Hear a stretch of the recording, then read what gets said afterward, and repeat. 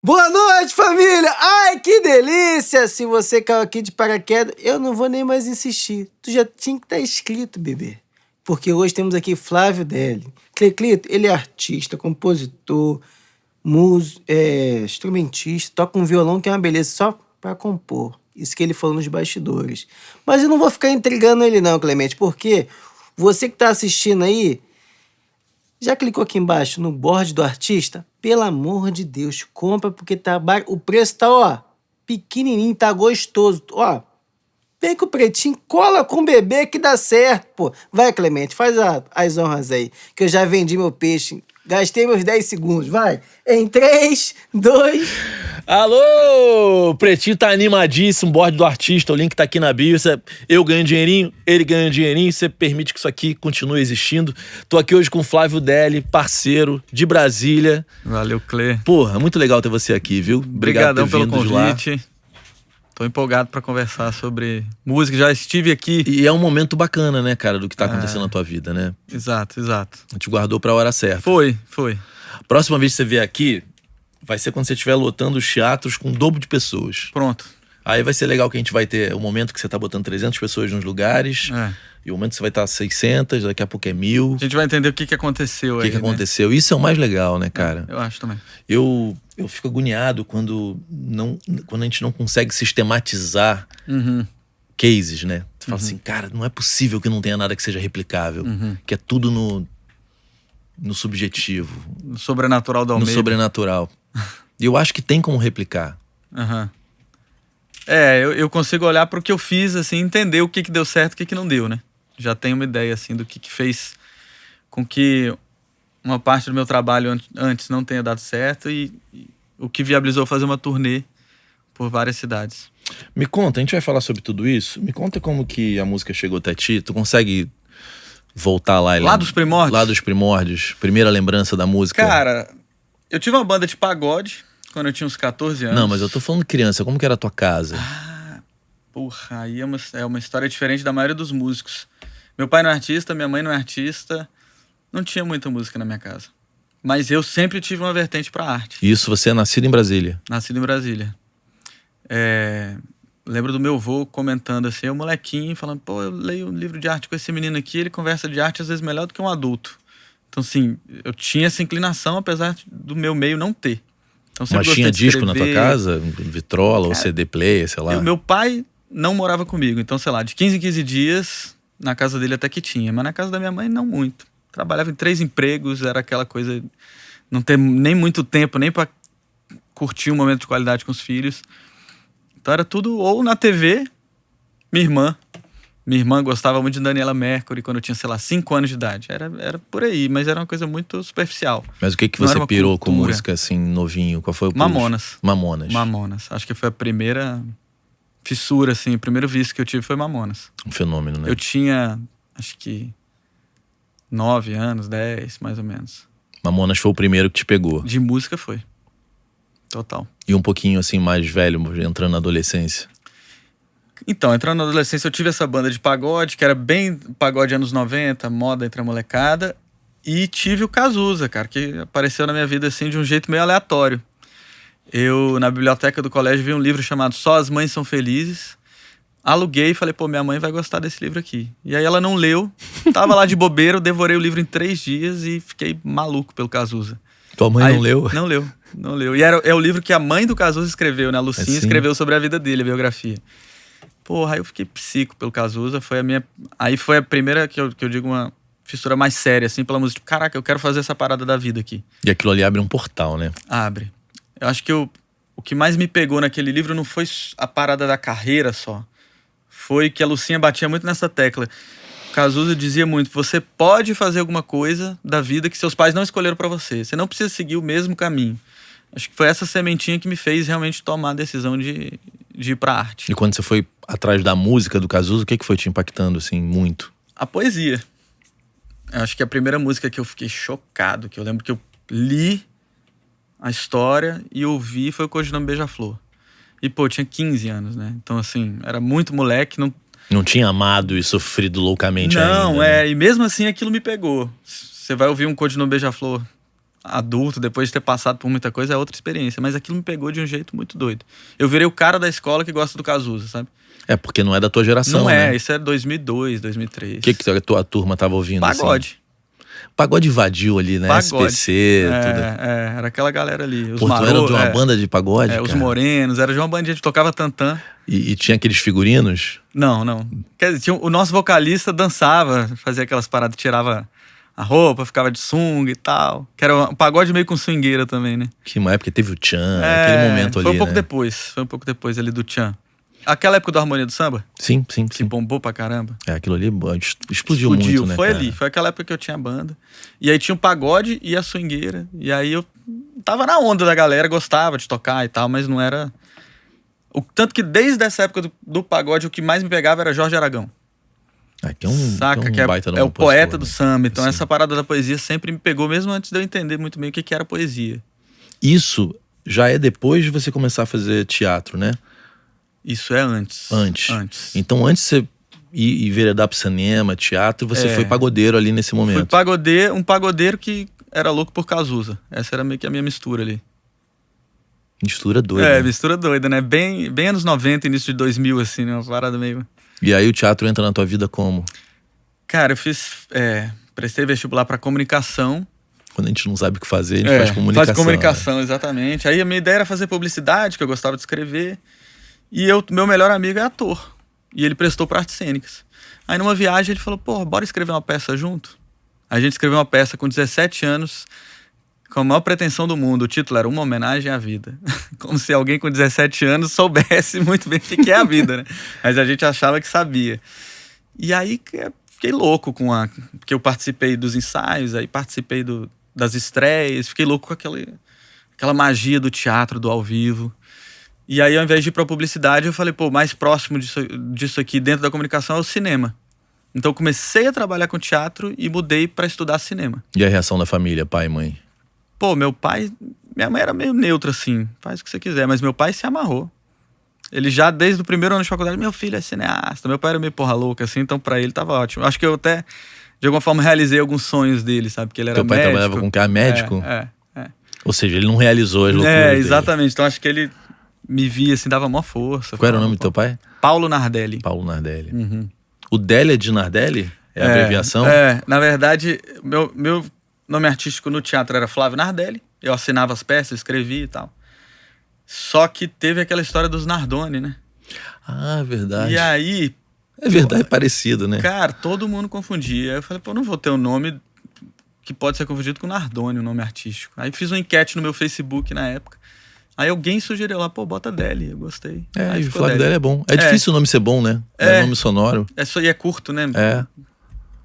Eu Caramba, gosto. teve a história do Nardoni, você ficou na Grilo. Isso, cara. E a minha família inteira reclamava disso, mas eu era o único que tinha nome artístico, então eu tinha que escolher um nome artístico diferente. Que loucura, cara. É verdade, parece. Nardoni. Um é diminutivo, outro é aumentativo, né?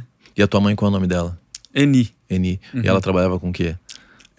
Um pouquinho de tudo, assim. Chegou a ter 3 empregos, Mas alguma coisa ligado à comunicação? Nada.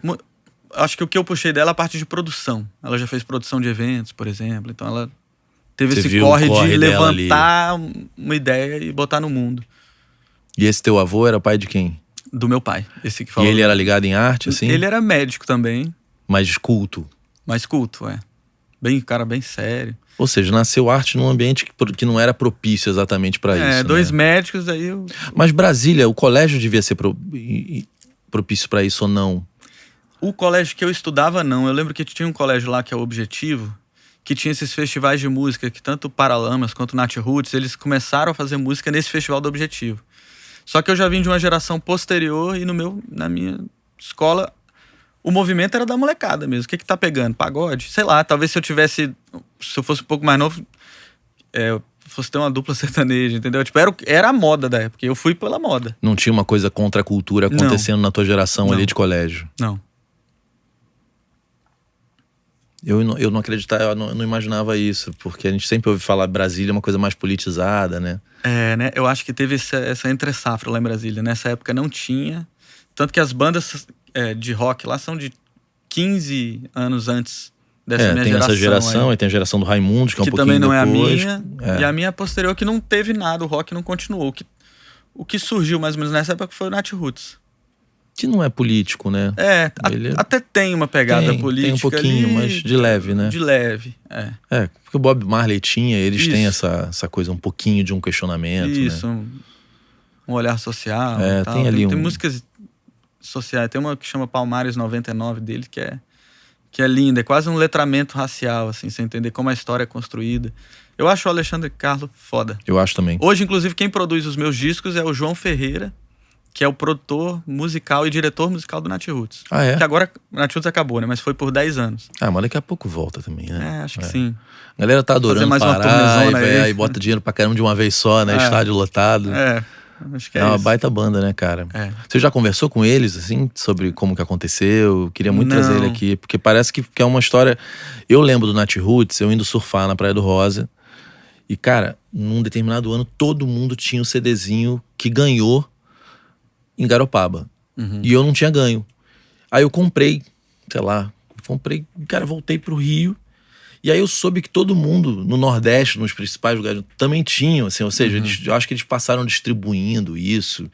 E aí todo mundo voltou pra sua casa com uma lembrança do verão, e todo mundo vira uma coisa de memória afetiva, né? Então quando eu voltei pro Rio, cara, quase todo mundo que eu conhecia Tava com o CD dele. que tinha ido pro litoral no verão, tava com o CD deles, e falou, cara, Nat Roy explodiu. Eu lembro da época que explodiu, e foi também, a gente falando de coisas que eu gostava, né? Foi também uma banda que me pegou muito, já no início ali meio da adolescência, 14 para 15 anos. Te pegou Rapa, Cidade também, porque foi um movimento Me pegou do o Nat reggae, né? Roots por conta de ser de Brasília. Entendi. Entendeu? Tinha essa proximidade. Eu lembro que eu fui pra passar umas férias em Fortaleza e eu só queria ver o show do Nat Roots. Tirei até foto com a galera, tem uma foto molequinho com a galera. Que massa. Que massa. Esse seu processo de teatro, você falou que realmente trabalhou no teatro, né? Coisa de companhia de teatro. Me conta como foi essa experiência, porque, cara, o ator tem uma coisa de botar a mão na massa que eu acho que falta no músico. Na galera da música, não se monta a companhia de tipo... A companhia de teatro tem essa parada de a gente que se junta e faz. No início do processo mesmo de cal, a galera já tá montando espetáculo, querendo como que monta, e aprende a mexer em luz, em cenário. Tem uma parada de empreendedorismo, né? Tem. No teatro. Tanto que esse espetáculo que eu falei que eu fiz com esse amigo já foi isso, cara. Ele foi lá, conseguiu uma pauta num teatrinho pequeno, e aí comecei a entrar no processo, e aí o teatro é isso, você faz tudo. Depois a gente montou uma companhia, éramos 5. E aí dividiam as funções, panfletar na rua, descobrir como divulga, como leva público, né? Essa companhia era de comédia, e comédia só funciona com público. Comédia, se você tem um teatro vazio, é constrangedor, principalmente para quem tá fazendo. Então, assim, a gente tinha que levar público, tinha essa parada urgente, assim, comédia tem que ter público. Marketing guerrilha, né? Então a gente aprendeu a trazer gente pro palco. Que era como? Panfleto pra caramba? Na época era muito panfleto. Tinha uma companhia em Brasília, você deve conhecer, que é Os Melhores do Mundo. Sim. Que eles despontaram, a gente meio que foi nessa esteira. A gente aprendia com eles. Era panfleto, botava mídia em jornal, fazia parceria de cortesia com a rádio. E eu acho que eu fiquei viciado nisso. Tanto que eu brinco com os músicos lá, cara, eu gosto de casa cheia. Pra mim, me dá uma casa cheia que eu tô bem. Foi no teatro que você começou a ter uma relação mais com política mais próxima, assim? Não. Acho que tem... Eu sempre tive 2 vertentes, né? Você vê que uma era um pagode, uma coisa mais leve, mais divertida. Outra era o Cazuza, que era uma parada mais profunda, poética. Mesma forma com o teatro. Uma era a comédia, que era uma comédia um pouco mais leve, divertida. Até tinha comédia tem muita piada política, né? Mas era mais focada na risada, no besterol. Não, eu te perguntei porque o ambiente do teatro e do cinema são ambientes bastante politizados, né? Nesse início não era o meu ambiente profissional. Só que o que eu consumia de arte era mais político. Então as peças que eu assisti no cinema, o cinema que eu estudei na faculdade, as músicas que eu gostava, que eram um pouco diferentes da que a minha geração gostava, Chico e o Chico e o Cazuza, né? São os meus 2 deuses assim da arte, da música. Então eles iam para esse lado mais político, mais consciente. E aí eu ficava entre o leve e o profundo ali. Que legal. E no cinema, você me falou que foi parar em Roma, né? Nesse processo. Fui. Quando eu trabalhei com teatro, eu tive uma companhia por 9 anos. E eu adorava trabalhar com comédia, com teatro. Era uma profissão muito prazerosa, a gente ria muito. Tinha essa pegada do ao vivo que eu amo. Tem até um sonoplasta que ele fez o som da minha turnê, ele fazia teatro também. Ele brinca que no teatro... Cara, na música não é assim, mas no teatro, velho, eu posso fazer o mesmo espetáculo há 20 anos. Quando toca o terceiro sinal, me dá uma vontade de ir ao banheiro, tá ligado? Tipo, dá um medo, tem uma energia diferente. Então eu amava aquilo, só que algum lugar de mim sabia que não era o que eu queria fazer pro resto da vida. Você chegou a ser ator? Não, eu era diretor. Você nunca foi pro palco? Na época do teatro, eu cantava às vezes nas peças, gravado e tal, mas no palco não. E aí tinha essa pulguinha, cara, que era do livro do Cazuza, que já tinha me pegado. Eu gostava, o que me movia mesmo era escrever poesia, compor. Gostava muito de compor. Eu, pô, será que eu posso seguir essa outra carreira aqui? E aí eu me desgarrei da companhia, dei um jeito de ir pra Roma. Eu larguei a faculdade de cinema por causa da faculdade, por causa do trabalho com teatro, e tinha que terminar. Aí consegui uma correspondência entre a UNB e a Universidade de Roma. A grade era similar? A grade era bem parecida para eu terminar lá. Em 1 ano e meio eu terminaria. E lá eu comecei a estudar música. Tu tem passaporte europeu? Tem, por causa do Nardelli, né? Ah, é verdade. É. E lá eu comecei, como eu me desgarrei de tudo, eu falei, bom, consigo me olhar com uma perspectiva mais distante, tipo, sem aquele caos de, pô, tem que fazer peça nova, tem que levar público. Deixa eu ver o que eu quero fazer da vida mesmo. E aí comecei a estudar música. Pesquisei no Google lá, o melhor professor de canto do mundo, assim, só pra ver, cara, qual o método que hoje rola. E aí eu achei o Seth Riggs, que foi professor do Michael Jackson, do Stevie Wonder. Ele criou um método que se espalhou pelo mundo. E aí eu achei uma professora em Roma que seguia o método dele. E foi onde eu comecei a ter resultado. E teu italiano era bom, cara? Quando eu cheguei, não. Mas dá eu pra passei entender, 2 anos né? lá. Na faculdade eu ia me virando ali, né? Mas eu passei 2 anos lá. Eu formei lá, então desenvolvi. Saiu com inglês, com italiano fluente, né? Saí. A professora era americana. E aí a gente fazia as aulas em inglês. Era inglês as Era aulas? inglês, é. Era bem perto da faculdade. E teu inglês era bom ou não? Era... Também desenvolvi lá, porque eu morei com gringos. Aí eu desenvolvi mais lá. Mas dava pra fazer aula, né? Você falou sobre estar distante, né? Isso. Eu passei também 2 anos fora e foi revolucionário pra mim. Uhum. E depois eu fui ler que isso é uma coisa comum, né? Coisa de ser estrangeiro, estar estrangeiro num país que não é o seu, né? Como que foi pra você, tipo, poder ser inaugural pras pessoas? Eu acho que isso que é o mais impactante e revolucionário, né? É isso. Eu acho que ali eu consegui entrar nesse caminho que hoje eu entendo mais, que é um caminho muito importante na vida, que é você tornar-se quem você é de fato, né? Cara, ninguém aqui me conhece, deixa eu tentar ser o que eu gosto em mim. Eu não sou uma pessoa introspectiva e fechada. Talvez ali no turbilhão de Brasília eu tava me fechando um pouco. Ali teve essa coisa inaugural do zero. E aí eu consegui tanto dentro do meu círculo de relacionamento ser eu mesmo e impactar aquelas pessoas da forma que eu acho que eu gosto em mim, quanto seguir meu sonho. Que era esse que tinha essa pulguinha de, cara, não é o teatro, ainda não é o teatro. Porque é a o nosso música, é a ambiente, poesia. de onde a gente vive, primeiro a gente flerta com tudo durante a adolescência, né? A gente é um monte de coisa que a gente não Pagode, Cazuza. Não, e tudo. Vai, A gente, no processo de pertencimento e se autoafirmar, a gente vai flertando com as coisas, né? E as pessoas vão nos julgando, porque a gente tá flertando com um monte de coisa e as pessoas estão vendo. Então, sei lá, elas vão criando uma construção de quem a gente é na cabeça delas, né? E você se aprisiona um pouco ali, E né? de repente você acredita que aquilo é você. Exato.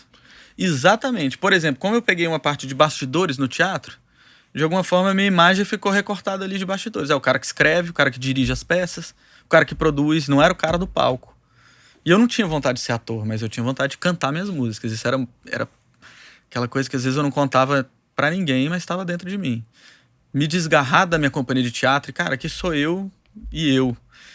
Aí eu comecei a enfiar a cara no estudo de canto. Eu passei 2 anos em Roma, assim, estudando música pra caramba. Comecei a me arriscar ali nos karaokês, e aí a mãe do meu filho, inclusive, me conheceu lá, a gente se conheceu lá, ela é polonesa. Ela fazia faculdade também de cinema? Não, ela fazia de História da Arte e Letras. Ela tinha 2 faculdades. Ela falava italiano? Italiano. Então o amor aconteceu em italiano. O amor aconteceu em italiano. Que maravilhoso. O amor literalmente, inclusive. E aí a gente... Cara, eu lembro direitinho disso. Uma das coisas que... Eu fui numa vez na festa de estrangeiros e tal, e tinha um karaokê. E ela não foi. Aí, pô, cantei. Aí depois ela me contou que as amigas dela falam, pô, o Flávio canta muito, não sei o que e tal. Então assim, ali eu me permiti ser quem eu queria ser e comecei a ver que dá certo. Deve ser uma cafonice um amor em italiano, né? Então, se um italiano ouvir a gente conversando, vai morrer de rir, né? Hoje a gente conversa em português, mas assim... Cara, como que era o diálogo, você e ela, assim, no início? Cara, porque era um monte de gente que falava mal italiano ali. Era um monte Então de estudante do mundo inteiro. Era meio que a mesma galera. Polonesa, como não sei quem falava pior, né? Polonesa, brasileiro, argentino. É porque é uma língua intensa, né? Mas a gente não falava da forma que os italianos falam, né? Eles falam de uma forma intensa, teatral, até um pouco forçada. A gente não, era eu falando italiano como eu falo português, ela falando italiano como ela fala polonês, que é mais flat. Eles também são mais flat, assim, na língua, não são tão forçados quanto o italiano. Mas eu tenho certeza que se um italiano pudesse escutar as nossas conversas, intimidade, inclusive, ia morrer de rir, sacou? É porque quem é nativo vê alguém falando línguas e sempre acha engraçado, né? E muda a nossa personalidade. Eu sei porque eu comecei a namorar uma americana, e aí, cara, discordar dava tanto trabalho no início, que eu, tipo assim, eu falava, deixa elas falar, tu não concorda, mas, pô, vou ter que, né, argumentar, dá um trabalho na língua que não é sua. Tem um problema de linguagem foda entre... Hoje a gente não tá mais junto, né? Mas a gente teve uma relação de 12 anos. E talvez até o final a gente tinha algumas discussões por problemas linguísticos. Vou dar um exemplo bobo aqui. No polonês ela não tem o ser e estar. Então se ela quisesse me falar assim pra mim, pô, tu tá chato hoje. Ela fala assim, você é chato? Aí eu, caralho. Peraí, eu sou chato, tipo assim, categórico, eu sou uma pessoa chata. Então tinham várias dessas... Não tem o ser e o estar? Eles não têm essa diferença. Então ela queria dizer que eu estava chato naquele dia. Não, mas deve ter um jeito de falar. Você tem que falar, você é chato agora. Tipo entendi. isso. Só que às vezes ela soltava em português, pô, você é chato. Aí eu, caralho, como assim sou chato? Peraí. E aí tinham pequenas nuances, assim, que geravam algumas crises que a gente só se entendia depois de muita conversa. Mas você perguntava assim, mas você quer dizer o quê? Perguntava. Ou talvez eu ficava um pouco... Quando a gente não tinha tanta intimidade assim, né? Eu dei esse exemplo, nem sei se esse de fato aconteceu, mas Aí... Porque esse é só um exemplo, mas tem vários dentro dessa diferença linguística que a gente tinha algumas dificuldades de se entender, talvez. Com essa minha namorada em inglês, eu preferia não discordar. Aí o meu inglês foi ficando melhor, eu comecei a discordar. Ela falou, pô, você mudou. Eu falei, não, é porque antes eu não... Agora eu sei me expressar. Eu ouvia falar um monte de absurdo e ficava quieto. Eu acho que ela sofreu isso, né? Porque ela veio pro... Tanto que ela veio pro Brasil, a gente falava muito em português, mas briga era sempre em italiano, que eu acho que era discussões, né? As discussões, porque era o ambiente neutro. Porque no português eu tinha muita vantagem. Eu acho que é claro. bem isso que você deve ter sentido. Exatamente. E a gente não tem capacidade de... Cara, a gente fica reto, né? Na língua que não é a nossa. Você não tem capacidade de fazer metáfora, o humor vai pra casa do caralho. Ser perspicaz, de falar uma coisa de um jeito que é mais interessante, né? Você fala tudo meio que... O jeito de dizer, né? Sim. Tipo... Pô, na tua língua você consegue elaborar uma forma de ser você, né? Tá no jeito que você fala, faz parte da tua personalidade, né? É foda. Pra gente que gosta que é comunicador por natureza, é mais difícil falar na língua que não é a tua, porque o teu falar é um atributo seu. Eu tenho amigos meus que são super tímidos, então eles não falam muito. Então quando eles estão em inglês, eles também não falam muito na outra língua. A gente que é do corre de se comunicar, de falar, de se expressar, a gente não tem ferramenta. Tirar o nosso repertório. A gente fica sem repertório. Exatamente. A gente é o cantor de barzinho que só sabe tocar 10 músicas, né? É complexo.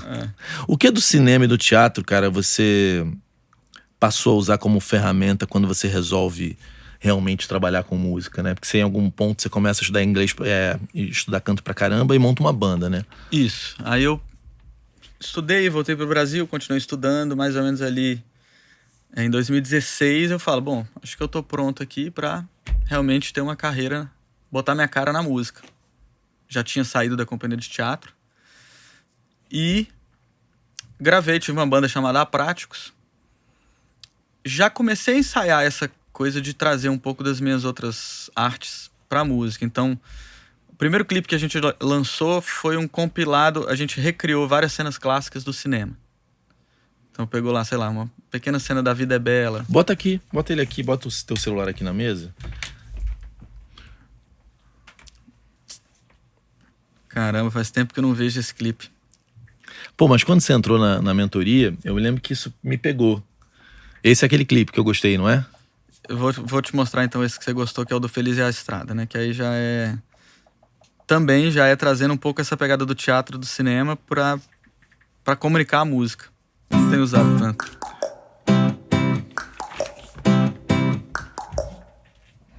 Quando eu tô deprê, tô tristinho, desconsolado. Era um duo, né? Tô Era pra um duo. baixo na bad, Se apresentava como banda, mas... borocochô. Você vem me buscar, me dizendo que tem a saída. Adoro essa música, cara. Com A galera as canta suas muito ela nos vivências, shows, mesmo eu não divulgando mais. alternativa. E tem a ver com teatro mágico, que a gente vai falar depois também, né? Teta healing, reiki, meditação, body talk, constelação, aromaterapia, tarot, kundalini, yoga, quiropraxia. Começa aí a tua história dos cartazes, Começa né? aí. Eu sei que sou Esse clipe foi o primeiro que eu senti, caramba, acho que eu já tinha 5 anos de banda aí. Foi assim, caramba, acho que a gente começou a entender como se comunicar na internet. Que ele até que repercutiu um pouquinho, assim. E quem pensou nessa concepção da projeção atrás, de ser no teatro, foi um... A gente tinha um diretor de arte nesse clipe, né? Eu pensei no argumento junto com o George, que é esse outro Dudu. Eu pensei na coisa dos cartazes. Era pandemia, né? Então a gente gravou com vários homens online também, parte do clipe, que é essa parte que tá entrando aí, pra falar sobre masculinidade. É uma galera que fala também no Instagram sobre isso, né? Tem os influenciadores dessa área aí. Mas a arte foi um diretor de arte lá de Brasília. tô pra baixo na bad, borocochô. Você vem me buscar, me dizendo que tem a saída. Aí os caras também colocaram os cartazes deles aí, ó. Com as suas vivências alternativas, acupuntura, teta healing, reiki, meditação. É engraçado que tem até uns anos 80 aí, na canção. Aham, sim. É um bom astral que tinha nos anos 80, né? Nas canções, assim. E um rockzinho, né? Um pouco de Raul também, né? Essa letra é minha, música do George Costa, que é esse que tá tocando aí. Não me deixar, não me deixar, não me deixa desistir. Sou resistente, mas eu peço que tente. Não solta da minha mão, hoje não me deixar, não me deixa desistir.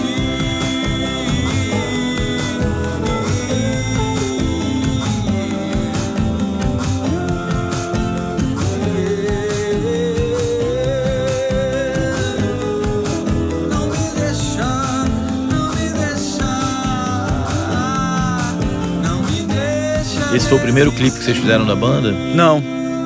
Mas esse foi o primeiro que começou a ter um engajamento, uma interação, gerou debate, gerou discussão. Antes era aqueles clipes assim, cara, eram criativos, legais, mas as pessoas não tinha troca, né? Até tava comentando com você, a banda, talvez por uma dificuldade de se entender nesse universo da internet, a banda não teve conexão com o público. Eu toco essa música hoje ainda nos meus shows, e como eu falei, a galera, mesmo eu não divulgando, a galera no meu Spotify vai descobrindo, é uma das que a galera canta.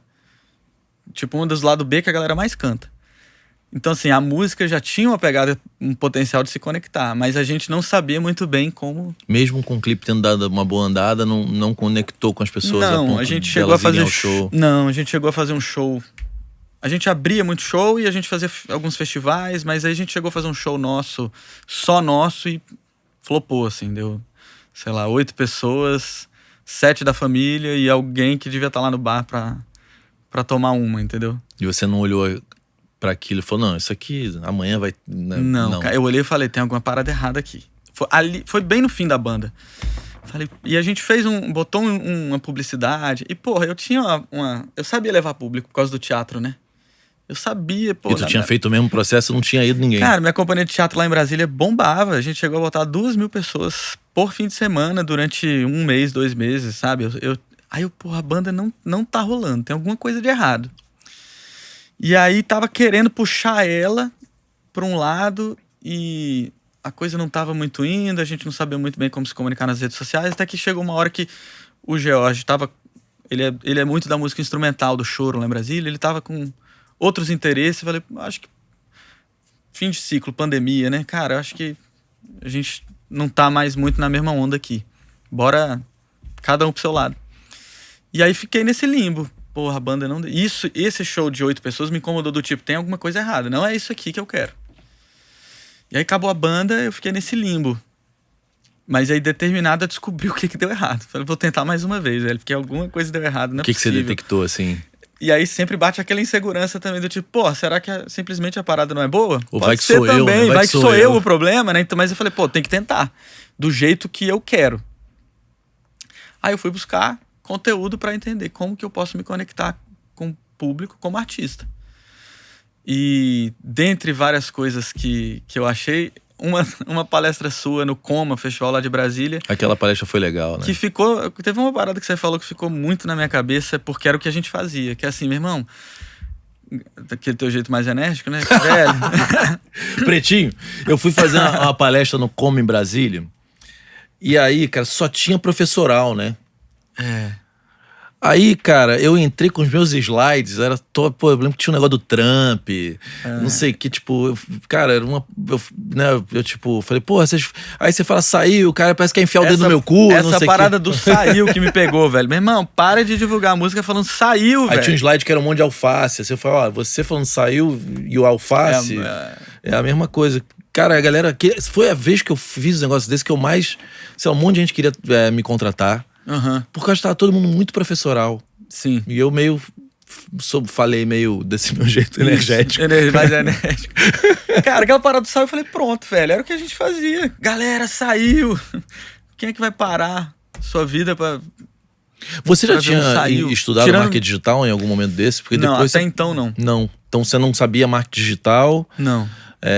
Tinha só a tua experiência como Com teatro. marketing de guerrilha. De guerrilha. Que é anúncio local, panfleto pra caramba.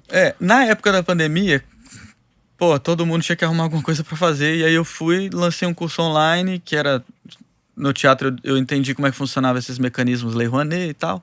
Curso online pra galera entender como funciona isso. E aí estudei um pouco de marketing digital. Mas até então não. E aí não era uma parada que eu gostava, dar aula, fazer curso e tal. Então assim, foi um negócio que durou 1 ano mesmo pra suprir aquele momento da pandemia. Mas eu fiquei também com alguns daqueles conceitos na cabeça e falei, opa, acho que eu posso usar algumas coisas aqui pra pelo menos prender a atenção da galera. Isso é muito legal em Brasília, né? O Vitor, não sei se você conhece o Vitor, ele tem uma empresa chamada Diferente Arte. Ele me contratou pra dar aula por um monte de coisas e era tudo coisa de fomento local ali. Era uma grana pra uma oficina disso, uma oficina daquilo. E ele organizou várias oficinas. Ele deu emprego pra muita gente aqui do Rio. Né? Aula de guitarra, aula disso. Eu dei várias aulas pra várias pessoas, inclusive pra ONGs locais, assim. E tinha muito isso. Eu não sei se no Rio tinha esse tipo de coisa. Ainda tem. Tem 2 mecanismos muito bons lá, que é o FAC, que é o Fundo de Apoio à Cultura. Então sai uma grana grande pra todas as artes. E tem um que é bacana pra música, principalmente, que é o Conexão Cultura. Ele te paga passagem, hospedagem, alimentação e transporte pra você circular. Isso é estadual. Distrital no nosso caso lá. Distrital. Quando teve no governo Bolsonaro que a Lei Rouanet foi meio pro saco, isso aí não mudou. Não afetou. Aliás, me falaram que muda meio o governo e isso não é todo mundo meio mantém, né? Tentam tirar, mas acaba que... Você diz da Rouanet? Não, troca o governador e... Lá em Brasília fizeram, a classe artística conseguiu essa proeza, né? aí que você tá vinculado ao orçamento já. Não importa se o presidente é de direita ou de esquerda. Não importa, tá vinculado ao orçamento, à lei... Foi o que me explicaram. LOC, lá, Lei Orgânica da Cultura. Então, assim, se o orçamento for X, você tem uma porcentagem pra cultura e tem que ser gasto naquele ano. É uma conquista ali da classe. Nesse ponto, Brasília tem essa parada politizada, né? Tem. Então a galera se organiza, a galera da arte lá, principalmente a galera do cinema, que é muito forte nisso. E tem uma distribuição bacana, assim, de muita gente consegue ter acesso? Tem. Sempre tem as reclamações, mas assim, não é um edital que dá muita grana pra pouca gente. Ela dá pouca grana pra muita gente, o FAC. E o Conexão Cultura sobra verba. Então a gente...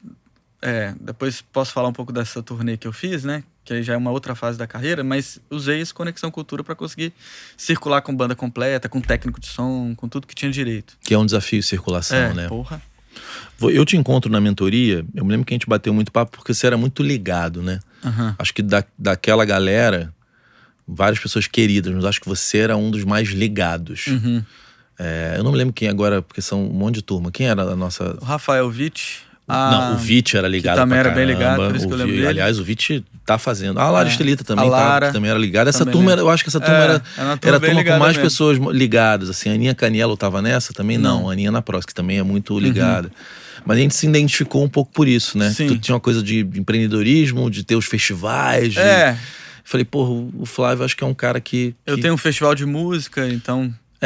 Também foi um meio de eu entrar na galera cena, da né? música. Eu criei um festival lá em Brasília pra me relacionar, Tomou entender como alguma ré? funcionava. Claro, né? Festival. Engraçado, o primeiro festival que eu fiz foi grana do bolso e a gente não tomou ré. Porque a gente fez num teatro, tudo mais controlado. Agora teve um festival que a gente captou patrocínio. Foi o que vocês chamaram galera grande, né? Maria Gadu, Genesi, Ana Canhas, Mestrinho, uma galera forte. E tomou ré. Porra, uma ré que eu demorei um tempo pra me recuperar, viu? Tive que pegar empréstimo e tudo pra pagar. Não faz mais evento também, né? Desistiu, né? O festival, pra mim, ele tinha o objetivo da minha carreira. Então eu não queria viver de festival. Eu queria entender como funcionava o mercado da música, como que eu entrava na cena. Só que ele exige tanto. Fazer um festival, ele suga tanto essa energia, que eram 3 meses do meu ano que era só o festival. Aí, como a carreira começou a andar, começou a dar certo, aí pronto, não tem mais espaço pro festival. O lance da mentoria, porque você me conheceu no Coma. Porque eu fazia muito vídeo no YouTube, né? Em algum momento abre o podcast, aí meio paro fazer aqueles vídeos no YouTube. Como que você me reencontrou, tu lembra? Eu acho que eu comecei a te seguir ali depois da palestra no Coma, fiquei acompanhando e veio ao encontro daquela minha angústia que era, o que deu errado ali na banda? Por quê? Vou tentar mais uma vez. E eu acho que o que me faz tentar entender, como você falou, ser ligado, é porque eu queria muito, né? O meu sonho era muito fácil de ser representado. Cara, fazer show com a galera cantando minhas músicas. Eu conseguia reduzir, assim, simplificar meu sonho nisso. Não era bombar no Spotify, não era ganhar dinheiro com música. O sonho era, eu quero fazer show com a galera cantando minhas músicas. O que eu preciso pra isso? Na banda não deu certo. Foram 5, 6 anos de banda, eu fiquei meio preocupado. Qual será que foi o problema? Será que sou eu? E aí, nesse limbo que eu fiquei, eu fui pesquisando muita coisa e caí na tua palestra e falei, velho, deixa eu A mentoria, aqui. você acha que ela te ajudou em que ponto, assim? Porque você ficou... Eu me lembro que você me mandou uma mensagem, eu te pedi um vídeo, né? Falei, faz um vídeo. Aí um dia você me mandou, falou, cara, agora eu estou seguro para falar da mentoria porque eu apliquei uma parada e deu certo. Eu achei maneiro aquilo, você foi muito sincero, assim. Tipo, tá aqui o vídeo. Eu me lembro que eu falei, que maneiro, cara. Ele não fez porque eu pedi, assim. Sim. Ele esperou Eu não tinha muito o que falar ainda, né? Exatamente. Eu achei muito legal, porque você logo depois você já aplicou naquele primeiro vídeo, se eu não me engano, né? Foi. Que é o dos casais. Foi. Cara, eu acho que o que mais deu resultado na mentoria pra mim foi a parada mais subjetiva da mentoria. Que é, você, quando trouxe aquele artist board, falou que a gente tinha que olhar pra dentro, né? Tinha que responder um questionário falando quais são os seus filmes favoritos, quais são os seus atributos como artista, etc. E eu, como a maioria dos artistas independentes, também tinha muita dificuldade de me expressar nas redes sociais, porque eu achava meio... eu vou entrar em modinha, cara, eu vou falar o quê? Eu vou ficar me filmando. Aí eu fui olhar pra dentro pra entender o que eu tenho, que é meu mesmo, voltando àquela coisa de se tornar quem você é de fato, que eu acho que é uma das coisas mais importantes pra todo ser humano, ainda mais pra um artista, né? Sim. Pra você ser único, quem você é. Aí eu fui olhar pra dentro, cara, tinha uma amiga que falava assim, velho, desde que eu te conheço, você gosta de poesia, já tem 20 anos que eu te conheço, alguma coisa tem aí, você não largou essa parada até hoje. Então, cara, eu me amarro em poesia, eu estudei cinema, eu trabalhei com teatro, eu amo música, sempre quis cantar, como é que eu trago isso pra minha comunicação, pras minhas redes? E aí foi esse primeiro clipe, que foi quando eu decidi, bora pra carreira solo, então, vou me assumir como Flávio Deli, não é mais uma banda como Guarda-Chuva. Foi um clipe em que eu misturei música, cinema e teatro. Tem uma parada engraçada desse clipe, que é uma música que chama Pedacinho. Ela fala sobre uma ex-namorada que, de repente, eu tava navegando na internet. O nome da música é Pedacinho. Pedacinho. Bota o clipe aí, tem ele, né? Boto e vou falando ou A gente bota. vou falando em cima, né? Eu acho que o que você fez nesse clipe, e ele teve um resultado muito legal. Primeiro, você teve um pensamento de campanha, né? De pensar o todo. E o quanto aquilo ia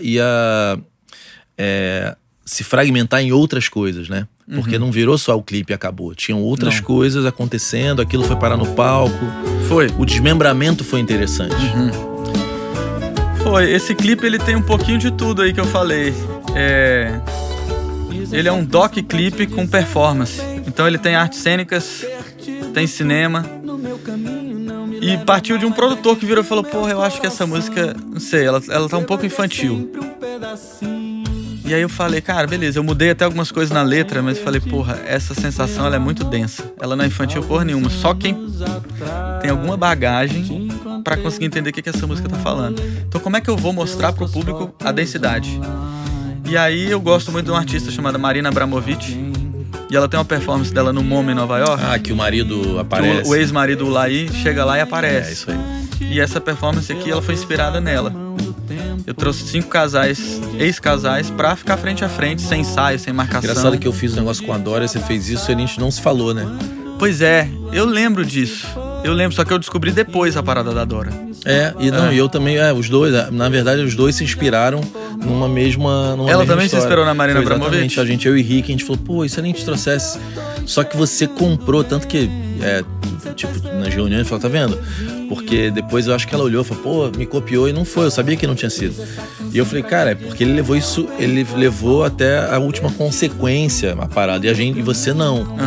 Porque ela, não sei se eu quero levar, continuar, criar desdobramentos daquilo, né? E o dela ficou menos leve, o teu ficou mais leve. Então, assim, foi um papo. Eu falei, cara, tá vendo? Porque eu acho que o mais legal é o desdobramento, cara. Criou desdobramentos a história. Virou quase 3 meses de um assunto, Sim. né? E isso partiu da parada das cênicas, né? Da performance. A Marina Abramovic, ela é performática. Então, a minha ideia não era encenar nada aqui. Era tipo assim... Cara, a Marina e o ex, eles são performers, então eles conseguem se conectar ao presente de uma forma muito fluida. E a minha dúvida é, pô, será que esses casais que nunca fizeram isso na vida também vão se entregar? Aquilo ali é uma performance do mundo? Então ela sabia que ele entraria... Ela não sabia. Ela não sabia. Ela tava se encontrando com desconhecidos. Durante 3 meses, 8 horas por dia. Ficava igual a gente tá aqui, um desconhecido, e ficava em silêncio, olhando pra ela. E era só isso, a performance. E aí ele apareceu de surpresa lá. Então aquilo não era uma performance, né? O ele entrar faz não foi parte, combinado. porque eles também... Não, mas quando eu falo performance, normalmente a performance ela não é combinada mesmo. Ela é uma parada... A Marina fala isso, cara, pra mim a arte só me interessa se ela se conecta com a vida real. Então essas performances são... A onda dela é tipo vida real, é ver o que acontece. Como aqui. Pode tirar a máscara. É com vocês. E aí a densidade da história deles aparecia no momento. E eram todos ex-casais. Todos ex-casais, até bota fotinha sempre. Como que você chamou? Como que foi a convocação disso? Guerrilha, espalhando nos grupos, convocando, redes sociais, quem quer participar, conhece um, conhece outro. E aí foi a primeira explosão. Esse clipe viralizou muito e as pessoas... eu ficava impressionado com o número de gente chorando com a música e com o clipe. E gente de todas as idades. Então tirou aquela onda que o produtor me falou, né? Que, não sei, tô sentindo uma coisa meio infantil. E aí deu uma explodida no Instagram, muito comentário, e aí eu comecei a fazer, conectou. Todo o meu problema de não conectar, que eu não entendia o que era conectou. Quando eu trouxe cinema, quando eu trouxe essa minha onda da arte cênica performativa, junto com a música, a parada funcionou. É porque é uma coisa sua, né? É minha, exatamente. São as tuas partiu ferramentas. de mim, exatamente. E aí, eu comecei a fazer aquela cartilha de me relacionar com a galera que começou a gostar disso. Aí eu mandava, perguntava, já avisando, né, o meu sonho, que é muito fácil de ser explicado. Tocar minhas músicas com a galera cantando. Eu me lembro de você falar isso na mentoria lá na página, o objetivo, né? Era esse. Bem-vindo. De qual cidade você é? Se eu fizer show na sua cidade, eu te aviso. E fui meio que coletando essa galera e vendo quais cidades chegava mais gente, né? Tinha muita gente de Fortaleza, foi uma parada que me surpreendeu. Mas Fortaleza é forte com esse tipo de música mesmo. Pois é. E aí eu já coloquei no ano seguinte Fortaleza na turnê. São Paulo, claro, sempre tem muito. BH. E então eu considero o pontapé inicial da minha carreira solo e o pontapé inicial, assim, de quando as coisas começaram a dar certo. Foi esse E no clipe show aqui. eu me lembro que você tinha uma ativação nos shows relacionada a isso, um desdobramento, né? Aqui eu não fazia show ainda. Show da carreira solo, eu fiquei 1 ano lançando 4 singles. Depois lancei um disco. Então eu fiquei trabalhando 1 ano esse público e fui fazer o primeiro show da turnê. E aí eu fiz esse clipe, fiz um outro clipe que é Você Beijaria Alguém Que Você Nunca Viu? Bota Mais aqui uma também, performance. Mais uma performance. Você começou a perceber que isso funciona, né? Isso. E aí, e também nessa pegada de doc clipe com experiência. E tem uma coisa que você tá fazendo nesse último agora, que é botar Brasília. Teve um menino da primeira mentoria que eu adoro, ele tinha uma banda chamada Fechim, uma dupla também, né? Que é uma banda dupla. E o Dito agora tá fazendo uma carreira solo, e ele me ligou e começou a fazer uns vídeos muito legais, né? E eu falei, cara, você é de João Pessoa. Quer dizer, ele era do Acre, mas ele tá morando em João Pessoa. Eu falei, tenta descobrir algo que seja só dali. Porque a gente às vezes tá scrolling direto, mas, cara, não é todo mundo que mora em Brasília, né? Então, às vezes, um troço em Brasília, porra, em Brasília, eu quero ver. E a gente não pensa nisso. O que a gente tem no nosso entorno que possa chamar atenção pra quem não é daquele entorno, né? Porque pra você, Brasília é normal, pra mim não é. Sim. Só aparece no jornal, sempre tá dando merda. Meu último clipe eu documentei pra caramba Brasília. Pensando um pouco nisso aí. E a ideia da Marina Abramovic, cara, é a realidade, a arte se conectando com a realidade. Aqui são pessoas que não se conhecem. Não se conhecem, nunca se viram na vida. A gente deu um match ali dentro dos formulários que a galera ia respondendo, e são todos que vieram do meu Instagram. Aqui eu já tinha um público, porque o pedacinho gerou o público, né? E aí, o que eu fiz, Clay? Que legal. Eu gosto do frisson do palco, do ao vivo, da estreia. Eu trouxe essas 2 performances pro meu show, cara. Toda cidade que eu vou, eu chamo um casal de desconhecidos pra se conectar, podendo acabar em beijo ou não, e um casal de ex do lugar pra um encontro, pra revisitar a relação. Muito legal. Caramba, Isso o povo se pegou mesmo. Pra caralho, amor. Tem gente aí que ficou uma química que até depois do clipe eles não... Como que você juntou os desconhecidos? Você olhou, porque virou um elenco, né? Só agora... Foi tudo ver formulário no Instagram. Quem quer participar, preenche esse formulário aqui. Aí tinha olhou... orientação sexual, não tinha preferências, gostos, mas a gente foi vendo foto. A gente tentou ser um Tinder, um algoritmo da vida real ali. Você viu que a Anitta fez uma ação no caramba. carnaval dessas? Não. Ela fez uma ação que eu não sei se foi ideia dela ou a marca contratou, mas eu acho que agora esqueci, é um aplicativo, não sei se é de relacionamento. Deve ser, mas era um negócio dos signos. Então ela cruzava pessoas pra elas se encontrarem no ensaio. Ou seja, Eu não vi essa parada. ela meio que fez isso num negócio meio macro, né? Teve uma produtora de Natal, no show que eu fiz em Natal, que ela falou uma parada muito interessante sobre as performances. Falou, cara, a primeira vez que eu vejo a música... Em Natal a gente ainda fez no meio da plateia. Então foi a primeira vez que eu vi a música sendo... como se materializada. É como se fosse a mesma coisa, a performance, o que a música tá dizendo. Tipo, como se desdobrasse num 3D ali, sacou? Legal. Tipo, só a música seria um 2D e isso virou um 3D. E isso é um frisson pra mim, porque cada show é uma maluquice, cada cidade é uma parada. Aqui no Rio mesmo... Só queria te perguntar, carnaval, velho. O algoritmo, vocês acham que vocês foram um bom cupido, assim? Aqui, muito. Acertaram mesmo. Aqui, muito. Teve alguns casais que não entraram, né, Eu fiz 2 versões, e esses são os melhores mesmo. Mas que não deu muito certo. Em algumas cidades não dá muito certo.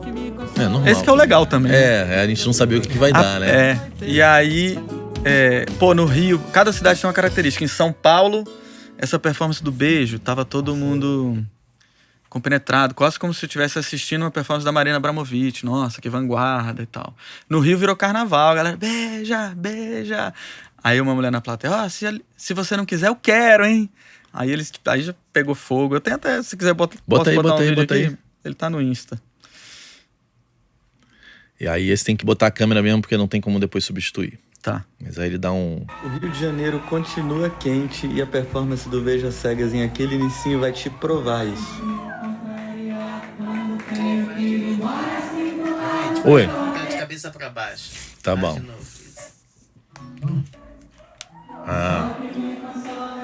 Tira o cabo, já tá continua carregado. Quente e a performance do Veja Cegas em aquele inicinho vai te... O Rio de Janeiro continua quente e a performance do Veja Cegas em Carioca é um aquele bicho inicinho vai te safado, né? provar Pra caralho. Gostei demais dessa plateia.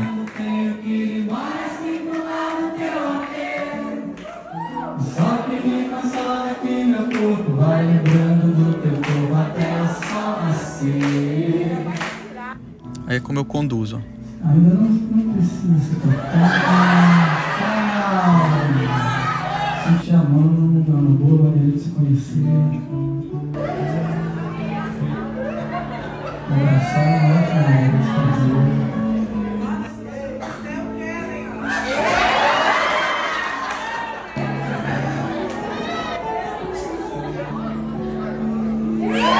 Que isso?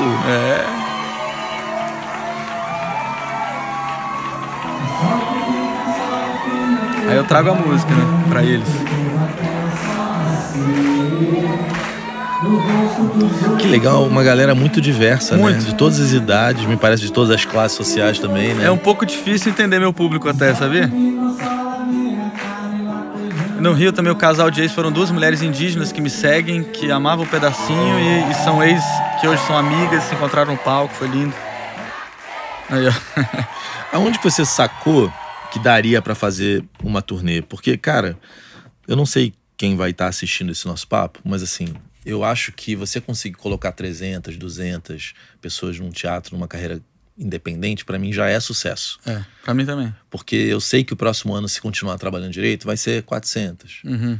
No outro ano vira 500. E aí, em algum momento, pode virar 2.000. Uhum. Né? Mas, cara, se de 300 para 400 para 500, pra mim é sucesso. Porque o mais difícil hoje é você conseguir levar pessoas no teu show, né? Que é converter do digital pro analógico, né? Pro offline. Em que momento você falou assim, eu acho que foi o primeiro show em Brasília? Foi. Então eu fiz essa construção de 1 ano com um pedacinho, com esse clipe do beijo e tal. E aí eu falei, velho, vou lançar o disco, vou marcar um show de lançamento Flávio Deli. Ia ser o primeiro show mesmo da carreira solo. Tava com medo de vir só 8 pessoas? Pra caralho, morrendo de medo. E aí eu lembro que eu até dava uma procrastinada e a procrastinada era o medo, né? Era o medo dos 8 de Era aparecer o medo, só tipo os assim, pô, e amigos. se eu enfiar a cara nesse show e não der ninguém, aí eu vou me olhar no espelho como? Mas eu falei, quer saber? Bora. Vou encarar, vou enfiar a cara. Se der ruim, é porque deu ruim mesmo. E aí comecei a trabalhar nesse show. E aí tive essa ideia de trazer as performances, que também é outro frio na barriga, né? Foi a primeira vez que eu fiz essas performances ao vivo. Trabalhei uma divulgação, mostrando pro público que, pô, você gosta do pedacinho? Vou trazer isso ao vivo. Você fez retargeting no Instagram? Fiz dos meus seguidores, principalmente, né? Sim. Fui fazendo anúncio, medindo a conversão lá. E aí comecei a divulgar meio organicamente 1 mês antes. Começou a vender ingresso. Eu, opa! E aí fiz 1 mês de trabalho. Resultado, esse show da Infino. E eu metrifiquei pra saber se não eram meus amigos, né? Eu praticamente não divulguei pros meus amigos porque era justamente o que eu não queria. Eu queria saber qual era o meu... E é ruim tocar pra amigo, né? E assim, ainda mais que agora é ótimo tocar pra amigo, porque quando eu faço show em Brasília, os amigos que pedem, pô, deixa eu ir no teu show, me arruma aí. Porque tá enchendo, porque tá né? legal, mas quando é aquela coisa que o amigo vai pra te dar uma força, é uma bosta. E aí, eu botei 300 pessoas na Infino, cantando as minhas músicas. Foi, naquela época, a Infino é uma casa pra 370 pessoas em Brasília. Eles tinham 5 anos de estrada e foi a maior bilheteria de um artista local da história da Infino até então. E, porra, eu tenho até um vídeo de eu entrando no palco, assim, chocado. Foi um dos marcos, assim, que eu senti. Cheguei lá. Mas é um marco, cara. 300 pessoas que não são seus amigos indo cantar tuas músicas Cantando. é um marco. A gente Pra tem que mim começar a olhar para esses sinais de uma maneira muito diferente. Porque se a gente coloca o sucesso naquele lugar lá gigantesco, você não valoriza. E eu acho que você tá num caminho de construir algo que os Aniteles construíram, né? Que é assim, ninguém ouve falar de teatro mágico na mídia, mas onde o teatro mágico vai, tem uma legião de pessoas fanáticas que tem uma relação com aquilo muito profunda e com a própria vida, né? É uma celebração. Se mistura, né? Se mistura. O Anitelli fala no final dos shows dele, galera, o teatro mágico vai começar daqui pra fora. É na sua segunda-feira que você vai entender o que isso aqui significou. Eu acho isso foda, né? E eu acho que esse é um caminho que você tá trilhando também, né?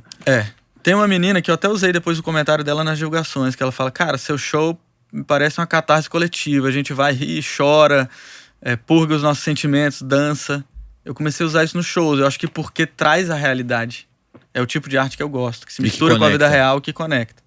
Aí eu fiz esse show pra 300 pessoas, a galera cantando, pô, a hora que eu virei falei, só vocês no pedacinho, e todo mundo cantou. Eu falei, eu não fiz uma divulgação só pra Brasília, eu fiz pro Brasil inteiro. Brasília é só porque é a minha casa.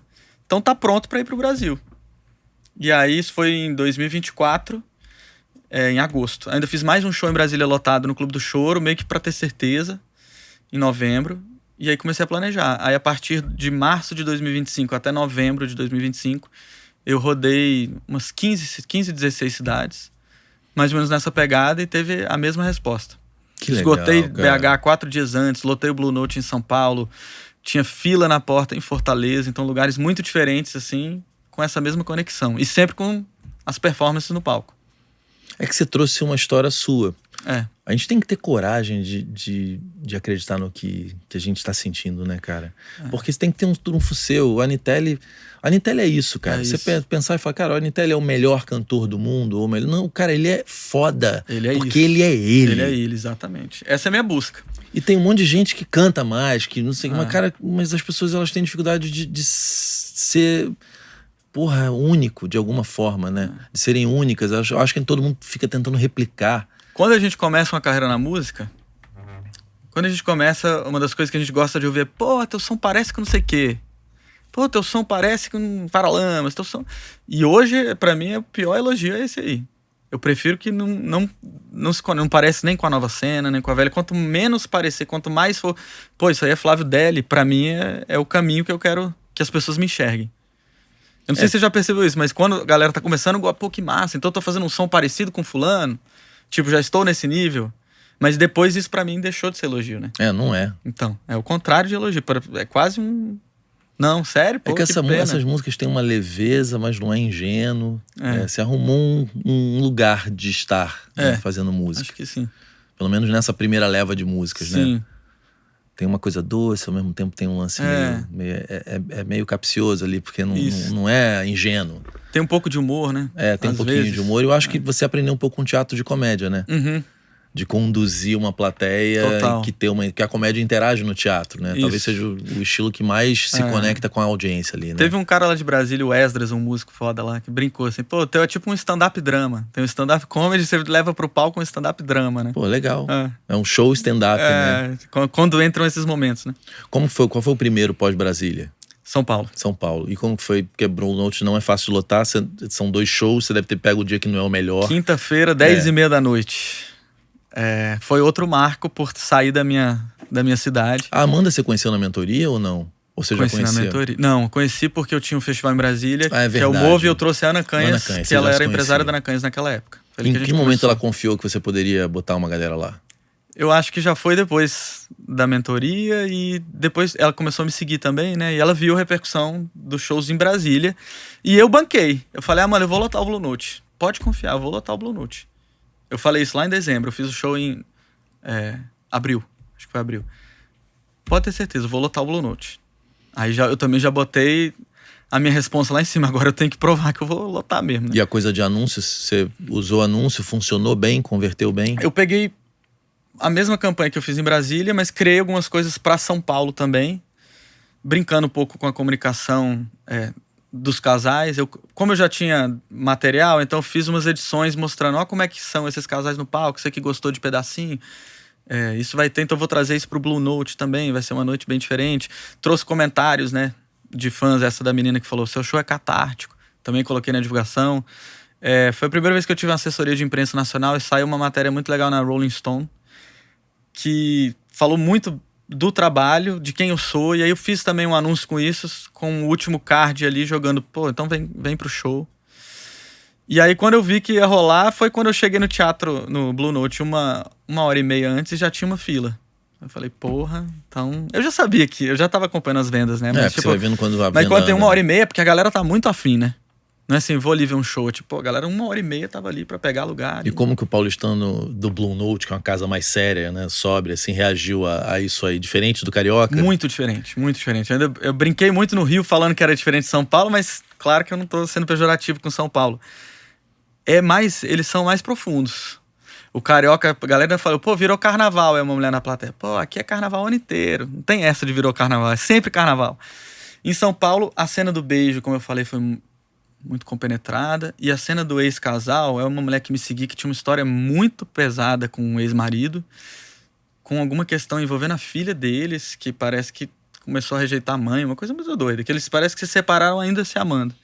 E aí choraram no palco, a galera chorou na plateia. Então, Coisa catártica mesmo. catártica, teve show de música, a galera chorando ali por vivenciar aquilo.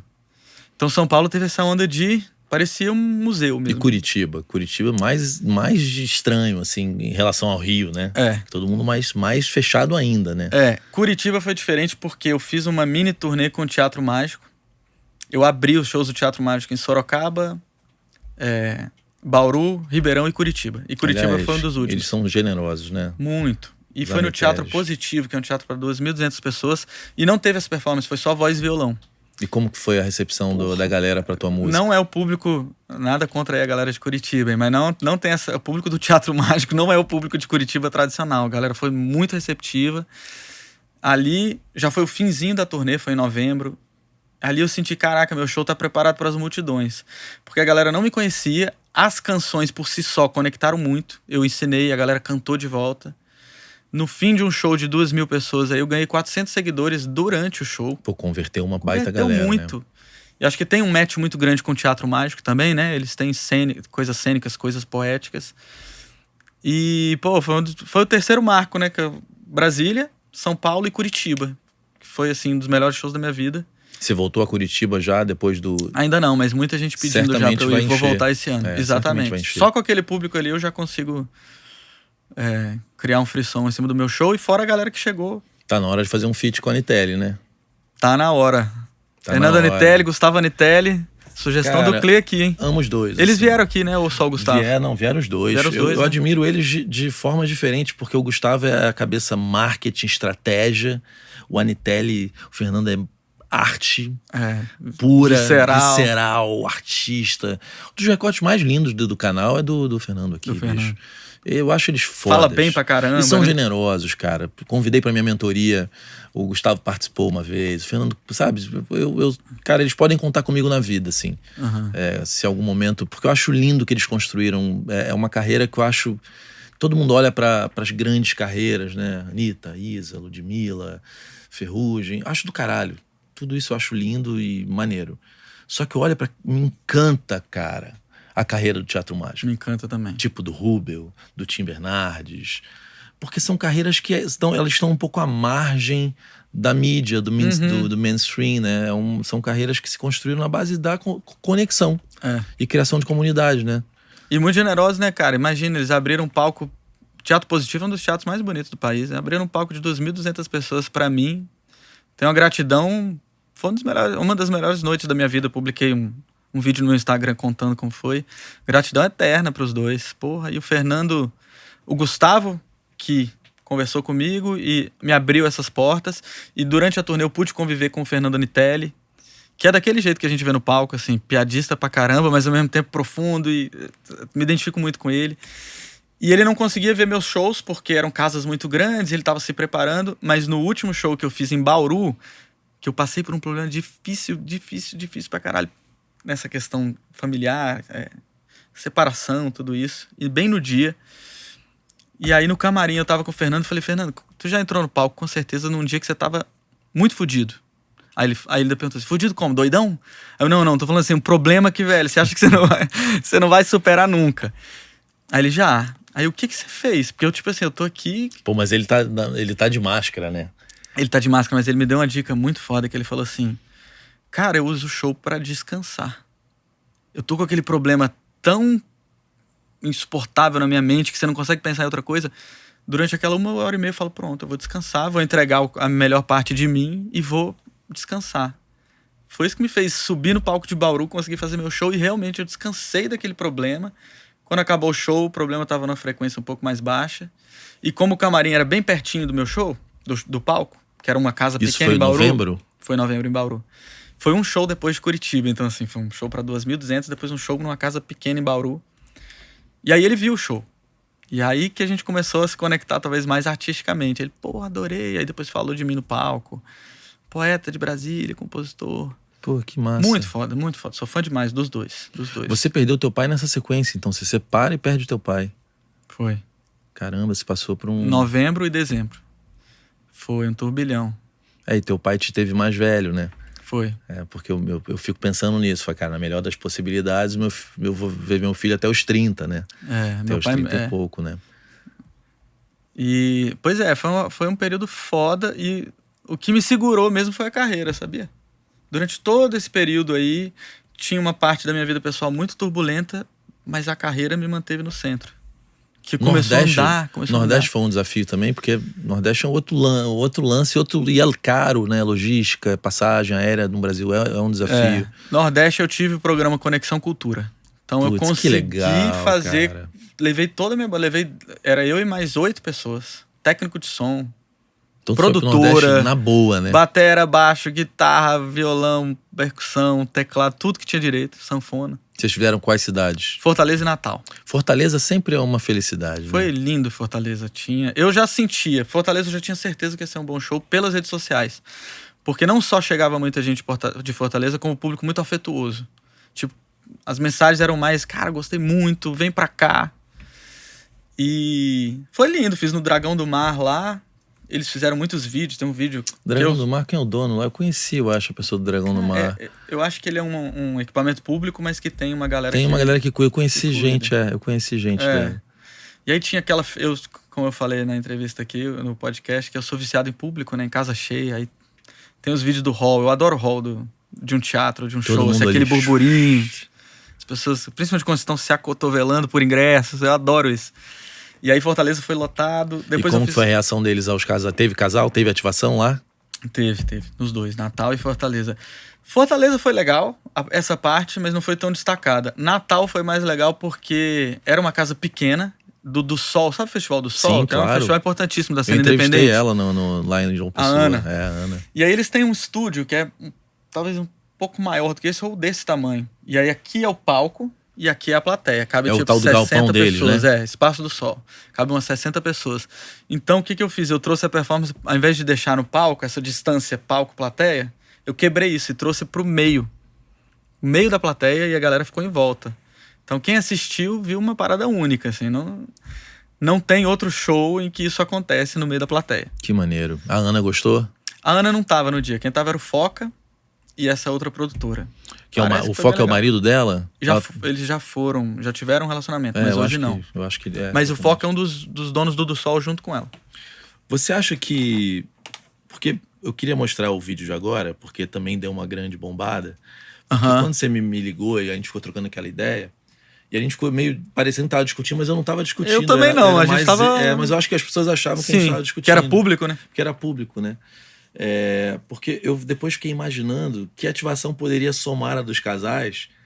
Porque imagina se as pessoas puderem levar cartazes com frases de pessoas que elas não gostam, né? Ou Nos shows, né? nos Como eu vou shows, trazer isso pro shows? Porque pode acontecer também, cara. Que pode trazer de qualquer pessoa. Frases que você... De alguma pessoa que você detesta, que te disse alguma coisa, que falou publicamente. Porque eu fiquei pensando, cara, o que mais cartazes podem acontecer no show do Flávio, né? Essa pegada política eu ainda não pensei em como trazer pro show. Mas pode não ser política, né? Fala assim, cara, pessoas falam merda adoidado na internet, não é só o Bolsonaro ou o Lula, né? Tipo, que tem mais a gente falando merda na internet, né? Pode vir a ser uma possibilidade. Eu tô lançando novos singles agora e eu já...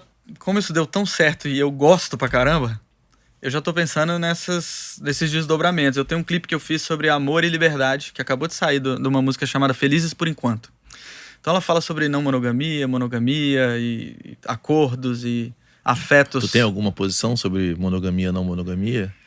Cara, eu não tenho uma posição fechada do tipo, eu acho que, como eu vejo muitos perfis sobre não monogamia não eu sobre acho que as pessoas têm que se relacionar assim. Mas pra você. Eu me considero não monogâmico. Isso não quer dizer que eu esteja numa relação e tenha que ter outras pessoas. Eu posso estar numa relação em que eu só tenho a pessoa. E eu acho até que eu tendo mais a ficar só com uma pessoa se eu tenho a liberdade do que fazer com meu corpo, com meu tempo, enfim. Eu tenho essa posição, só que... E aí eu tento trazer isso no clipe. Eu acho que não é uma questão só política, que tem muita gente que trata isso como um tema político. Eu acho que é uma questão psicológica e que toca muito em feridas muito profundas de muitas pessoas. Então eu já experimentei uma relação não monogâmica em que não deu certo porque a outra pessoa tinha muitas feridas, apesar de se propor, na boa, viver isso, quis, mas na hora não deu certo. Bateu em lugares em que ela não estava preparada. Então eu não tenho isso, eu detesto cagação de regra, eu não tenho bandeira sobre isso. Eu tenho que eu acho que pra mim funciona. Não, eu acho que deveria ser sempre assim, né? Cada um faz o que quer, né? É porque se virou se você é monogâmico, então você é... Não, bicho, tudo... Eu acho que o buraco é mais embaixo. Esse buraco, ele é muito mais embaixo, ele é da psique mesmo, ele não é só... Eu acho que tem uma camada, que é interessante estudar, uma camada estrutural, política, de onde vem a monogamia, eu acho isso foda. Pra mim fez muito sentido. Mas eu acho que quando você vai viver isso na prática, e ainda mais que vamos dizer que seja uma coisa estrutural e política, porra, mas você tá há 500 anos... católico, sendo né? educado nessa estrutura, você não vai desconstruir isso com meia dúzia de posts no Instagram, entendeu? Não vai. O buraco é mais embaixo. Só que o que eu fiz nesse clipe, uma experiência social? Eu botei casais monogâmicos, não monogâmicos, eu entrevistei um pouco e fiz um jogo de perguntas e respostas entre eles. Pô, se eu quiser uma terceira pessoa na relação, o que você faz? Aí a pessoa podia responder se surta, curte ou atura. Ou se eu viajar por 3 meses sem você. Não foquei só em relacionamentos românticos, porque liberdade tem a ver, sei lá, você às vezes entra num relacionamento que a pessoa te priva até dos seus amigos, né? Até dos seus pais. Então eu quis discutir esse tema com toda a complexidade que ele exige e quero trazer isso pro palco. Quero trazer 2 pessoas pro palco, um casal, e fazer esse jogo de perguntas e respostas com eles. Eu acho que vai ficar bem, bem legal, assim. Deixa eu ver aqui. Felizes por enquanto. Essa é a minha nova música. Dialogantes? Dialogantes como? Tem uma festa, se você quiser falar. Bem que ele vai botar. Ele vai botar. Tá liberado, né? Somos dialogantes. Te quero pela metade, mas meu amor é por inteiro. Eu existo Trisal? sem você, e isso é um elogio lisonjeiro. Eu não te peço que seja pra sempre, e no entanto tu és sempre bem-vinda. Dê tuas idas e vindas, e quando quiser chegar é só se aconchegar. Eu não gosto de explorar as preciso contradições, de você, né? mas Pô, ela você quer um trisal, mas ela também quer pra sempre. Você não é toda minha, prefiro dividir contigo a caminhada. Eu não te quero só pra mim, a monogamia, ela é imposta. só adjetivo pra Ela é solidão. Muito legal essa pegada doc. Doc clipe, Eu acho que eu inventei esse nome aí. Tem que ter coragem, tem que ter muita coisa. Porque dentro da monogamia você tem uma ideia de amor humano, tem uma ideia da promessa. De possuir, imagina um amor. Ela é aberta, mas ela surta se o cara viajar 3 meses, né? Isso eu acho que é mais legal pra mim é isso. E ela é bem a cara da história, né? Ela me lembrou a Fernanda Young um pouquinho. De que vale lutar pelo amor livre, porque se ele não for livre, não é amor. E aí entra um monte de questões, capitalismo, patriarcado, liberdade da mulher. Eles são casados? Não faz. Você tem um relacionamento ali e é aceito pela sociedade. São não monogâmicos, há muito tempo. Tem que dar uma escapada, homem é assim mesmo. Eu acredito que eu realmente sou monogâmico. Pessoas que não têm ciúmes, ou pessoas que são mais abertas, ou que chegam inclusive a abrir uma relação para outros afetos. Você acha que você é ser mais evoluído? Eu considero que a pessoa que não tem ciúmes, eu acho que ela é mais evoluída que Se eu eu. quiser uma aventura a 3, eu vou ser... A gente nunca conversou sobre isso.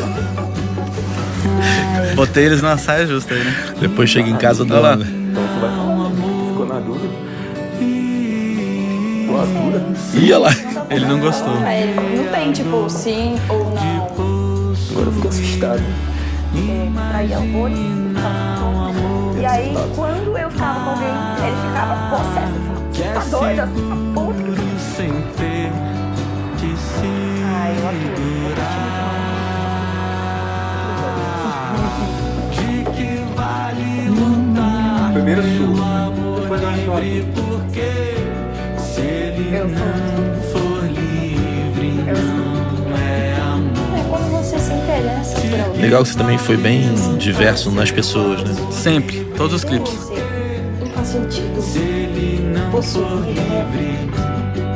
Não é amor. Na ponta do dedo. Se eu quiser que você seja monogâmica por mim, aí não rola, né? Nas pessoas e nas relações, né? Cada um com Por um tipo mim, de... só por mim. Verdade. Ela surta bastante. Muito legal, cara. E a repercussão tá sendo bacana?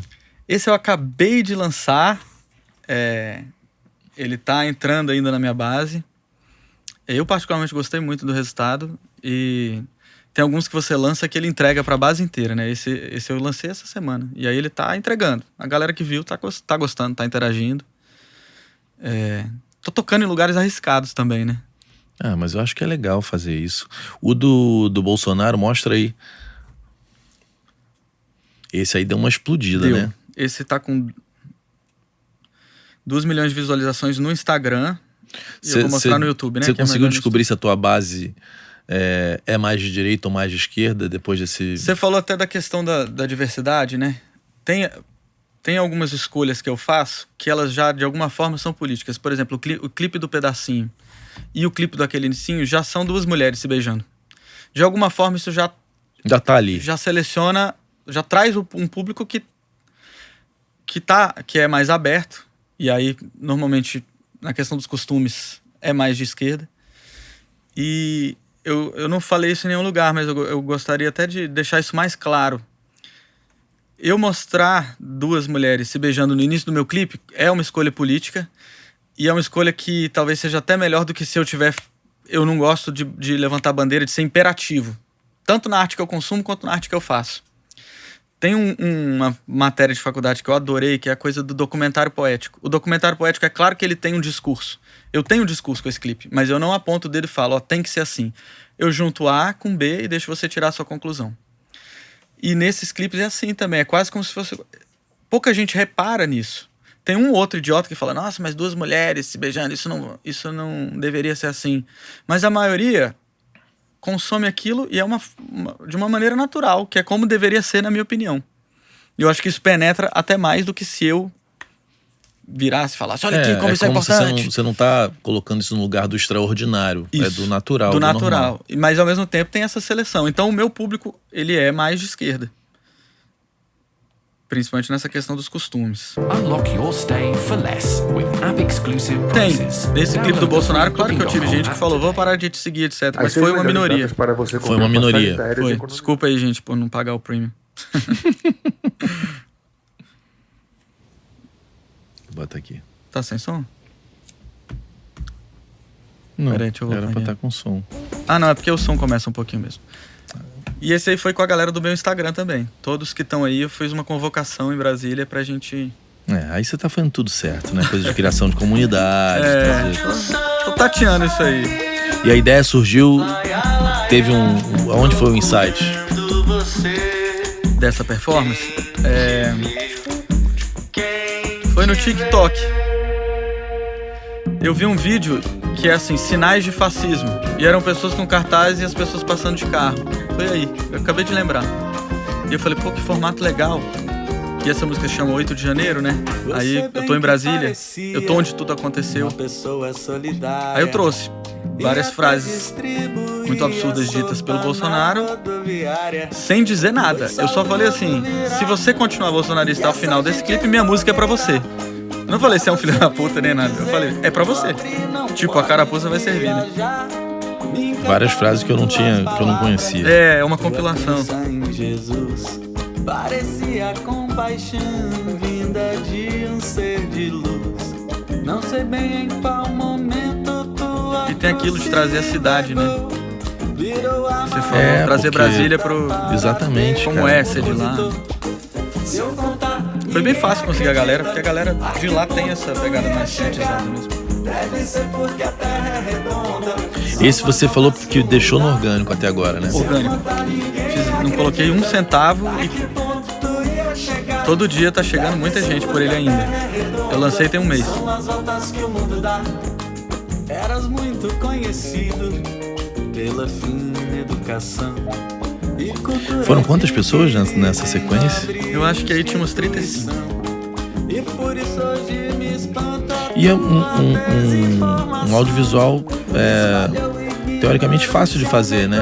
É muito mais a mobilização, ter uma boa ideia. O difícil aqui foi a mobilização e a autorização, porque lá em Brasília tá muito difícil conseguir autorização nesses lugares. Ah, pra filmar? Aonde, quando mostra os equipamentos pro público, né? Eu queria que fosse na Praça dos Três Poderes mesmo, mas era impossível, que virou área de segurança nacional. Tanto que eu atrasei pra fazer esse clipe por isso, eu não consegui autorização. E renegou a própria filha. Se eu contar, ninguém acredita. E Chico Buarque liberou. Liberou. Eu começo com Quem Te Viu, Quem Te Vê. Sim. Porque eu acho que a música tem essa pegada de tipo, pô, você era de um jeito, de repente você virou de outro, eu não te reconheço mais. Lembrei dessa referência, que o Chico, pra mim, eu acho que eu faço arte hoje também por causa do Chico, né? Cazuza e Chico.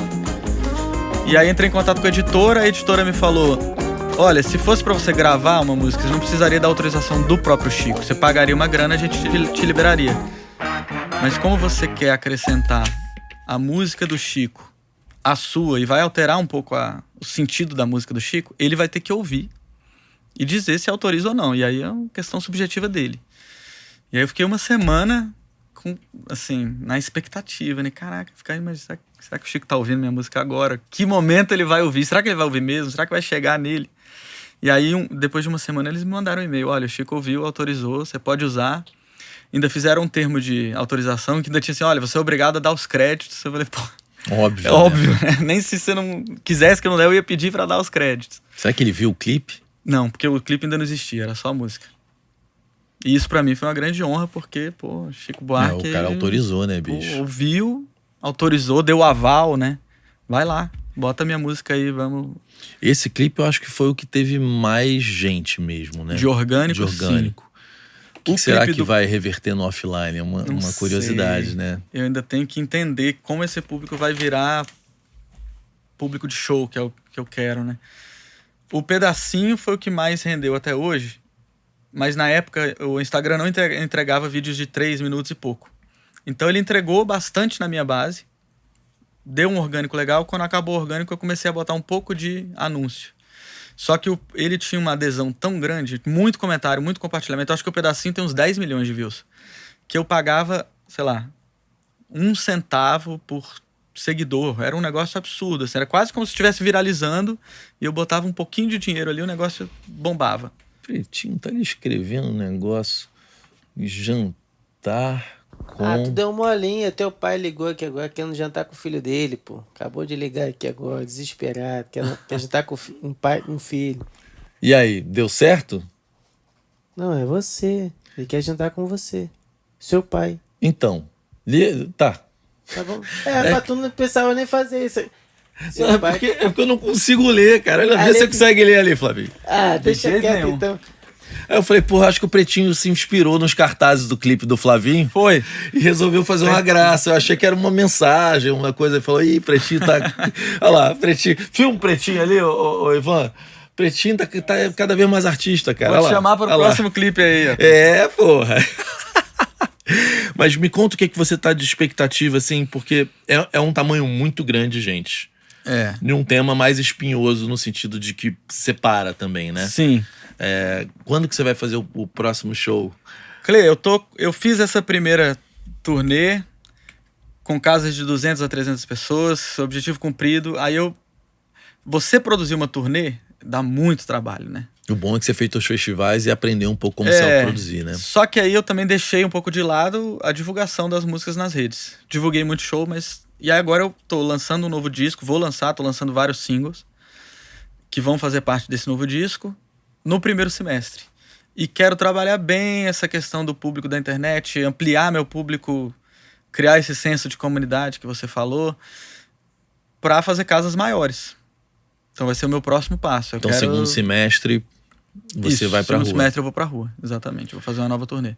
Cara, o Duca é um cara, o marido da Manu, que é um cara, eu acho ele muito foda, foi de Cidadão Kane, né? O Bolico, que é o empresário dele, ele foi na mentoria e explicou um pouco como eles trabalham. Ele falou, cara, a gente passou porque o Duca no sul, ele tem um bom tamanho, né? Então, antes eles vendiam shows. Aí eles foram inspirados um pouco no Simas, que não vende show, só produz o próprio Só show. produz. Tudo da Ana Vitória é proprietário. Ele não vende. Ele só faz. Um pouco como o Zanitelli. Eles fazem muito show deles, muito difícil eles venderem show. Só que o Ana Vitória, se ele fosse vender, ele vendia 200 no ano, mas ele não vende porque ele tem total controle e ganha muito mais dinheiro, né? E ele sabe que lota.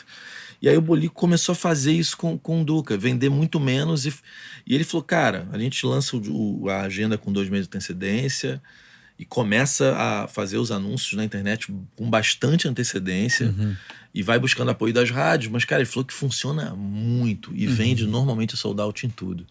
Então você pode meio fazer aquele esquema de lançar a agenda antecipada pra caramba e já ir vendendo bem antes, né? Porque aí você já vai garantindo que vai... E aí você pode, inclusive, mudar de casa, né? Sim. Ou abrir mais uma data. Se vender né? muito. Né? Como a primeira turnê eu até anunciei várias datas, mas não abri a bilheteria.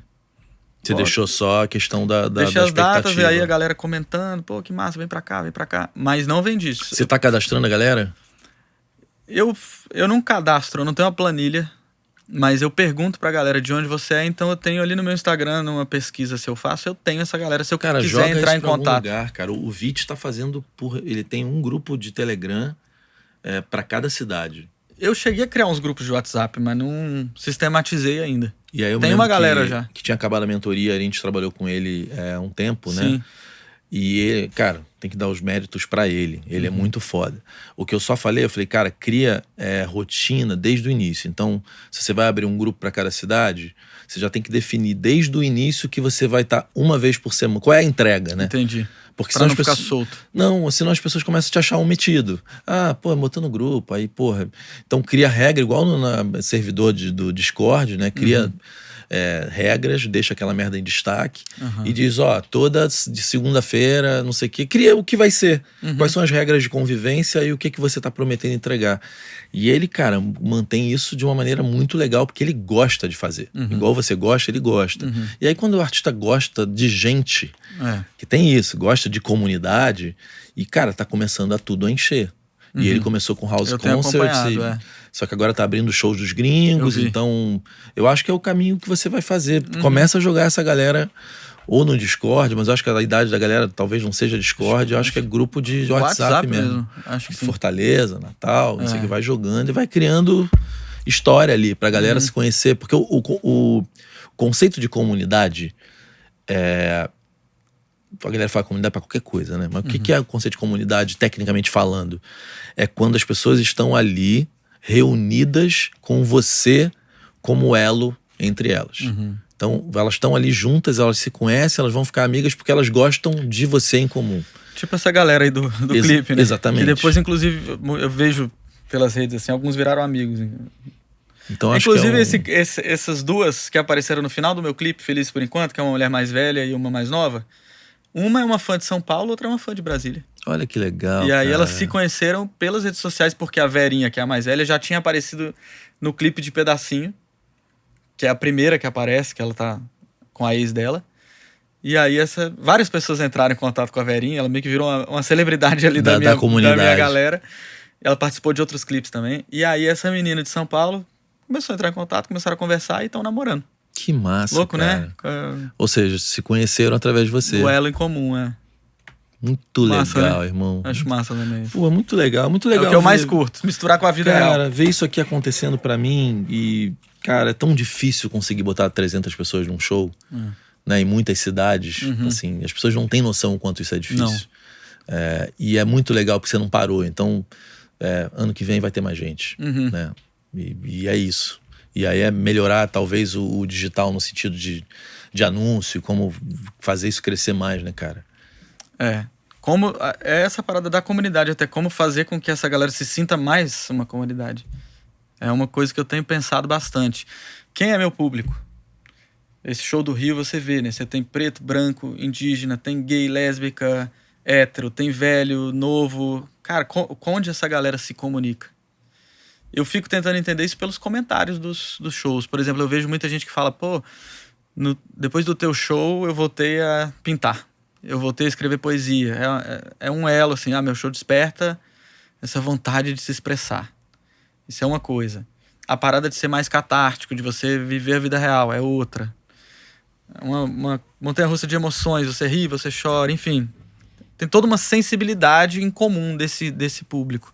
Eu fico tentando entender isso para como eu me comunico para essa galera se sentir parte de algo. Cara, você tem um vídeo no meu canal chamado Post Secret. Você viu esse vídeo? Não. Acho que não. É que eu não vou saber te explicar, mas depois a gente assiste junto aqui. Tá. Porque talvez possa ser uma ideia boa. É uma comunidade muito grande, global, e é um negócio muito lindo. E que eu acho que tem a ver, porque você falou sobre as pessoas se despertarem, porque talvez seja a gente fazer essas pessoas falarem sobre elas, né?